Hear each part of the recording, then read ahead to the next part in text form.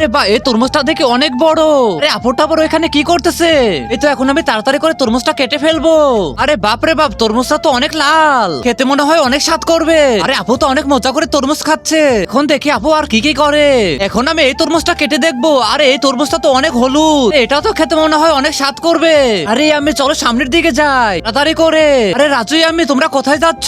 যাও তোমরা সুন্দর একটা তরমুজ খুঁজে আনো। আচ্ছা বাবা যাচ্ছি। তো আমরা তাড়াতাড়ি করে চলে আসলাম। আমরা এখন তরমুজ খোঁজাখুঁজি করতেছি। আরে আমি এই তরমুজটা মনে হয় অনেক সুন্দর। আমি তাড়াতাড়ি করে চলো এটা কেটে দেখে এটা কেমন। আর এটা তো অনেক লাল দেখতেছি, এটা তো খেতে অনেক স্বাদ করবে মনে হচ্ছে। দেখো একদম লাল টকটকে। তুমি কি ফ্রি ফায়ারকে ভালোবাসো নাকি তোমার বাবা মাকে ভালোবাসো? যদি বাবা মাকে ভালোবাসো তাহলে চ্যানেলটাকে লাইক কমেন্ট সাবস্ক্রাইব করো। আর লাইক কমেন্ট সাবস্ক্রাইব না করলে বুঝবো তুমি বাবা মাকে ভালোবাসো না।